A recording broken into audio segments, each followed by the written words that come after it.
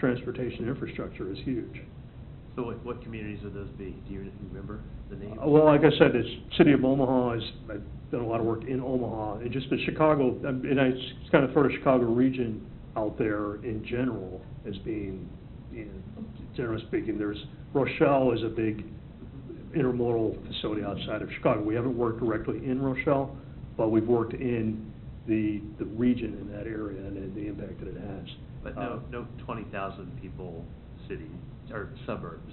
Well, I guess I would say, to assign an exact number, I'd have to go back and look at the population. Within that range, once you start getting outside of Chicago and the entering suburbs, the population of those communities really drops off.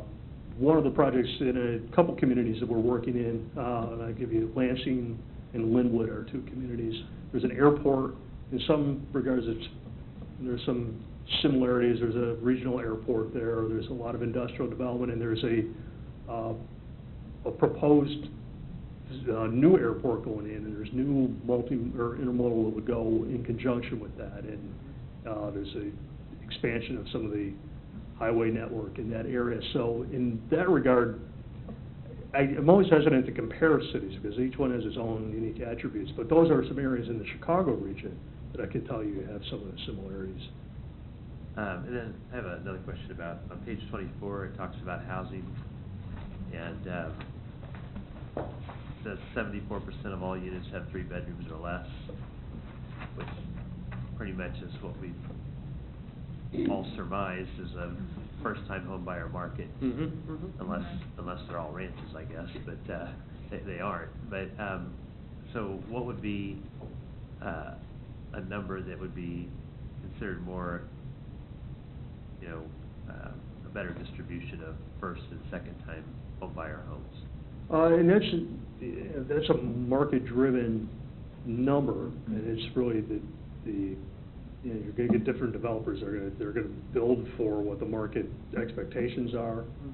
But as we talk about diversifying, you know, the housing stock, you know, some larger move-up housing certainly would be part of that equation. But I'm hesitant to give an exact percentage to say you want to reduce that number and increase this number so that you have a higher proportion of 4-bedroom, 2.5-bath houses.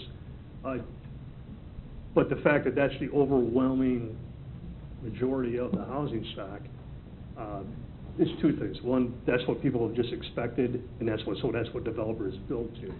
But by diversifying some of that, you can start to change some of the product types. Developers work with developers they'll respond to the path of least resistance, and if that's what the market is accommodating, that's what you're going to get. Yeah. So you do have some flexibility, you know, to start to look for some different types of housing, look at, you know, incentivizing some of the development of different housing stock, and that could be on both sides, one on the move-up housing side, or on the higher density. We're talking about 2-bedroom, you know, mixed-use development is on the other side of that equation. So really looking to diversify that number so it's not as centralized in the 3-bedroom single-family home. So a number like 50-50 or 60-40, is that? I mean, no, because it really varies by community, and the danger in assigning a number like that is that you could stall your development and saying, well, we want to reach this number. Now, there's nothing wrong with trying to increase a percentage of a certain type of housing stock, for sure. But I'd be hesitant to tell you to shoot for a 46% number on any type or any certain percentage. But you certainly want to have the policies in place to try to get a mix of housing type that will account everything from a young professional, the whole cycle of life, if you will, from the young professionals moving in, to the young families moving in, to the move-up housing stock, to the empty nester housing stock, which is shared in some regard by the young professional, to the senior housing. And the advantage of having a housing cycle like that is that as people move on or kids grow up, you start to open up for reinvestment for new young families as opposed to having people just staying in three-bedroom house because there's no other option, so you don't have that turnover, that recycling of investment. Steve? Yeah, I'm gonna be going right back to the land use plan. I think one of the greatest assets that we have as a city is the amount of green space and developable Oh, land. for sure. I mean, we have so much available space to grow into, particularly in northwest and southeast sides of the community, that we can't afford to ignore that land. And what I'm gonna get to here is annexation, and specifically, I'm looking at the near west, where Edgerton is edging right up on our boundary. That is critical buffer area for our residential that's on the southwest side of town. So I think that we have two strategies that need to take place almost simultaneously.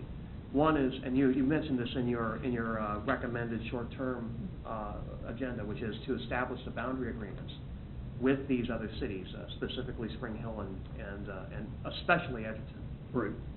That this is something we have to do in the next 6 months to a year. I don't even think it can wait that longer than that. And the second thing is to start to aggressively pursue annexation of these priority areas, and as well as the islands within the city limits, and to do that sooner rather than later. Now, I don't know what it would take to get us there, but I think that would be. It's more of a statement, but I'd also like to get your feedback on that. But I think it's a very high priority responsibility on our part. I would definitely consider that a high priority of the boundary agreements and establishing your growth areas. Talk about the annexation of southeast, but in fact, there's only 2 boundary agreements.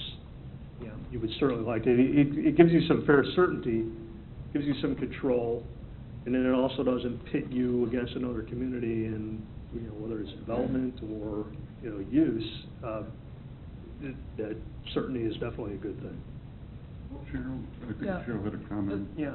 The annexation is definitely a key component. You'll recall, we talked about kind of priority annexation areas last year, and one of the things we need to definitely look at, we're required to be able to service those areas, so we're going to need to be able to kind of sync up our infrastructure with the areas that we annex and make sure we can service those areas. So the capital component and the capital investment is also going to need to be a key consideration as we look at those areas.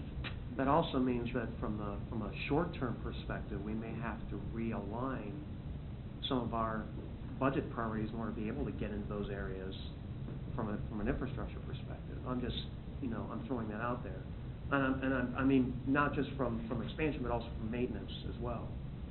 Because you have to be able to use our capacity to be able to get to those new areas. Sure.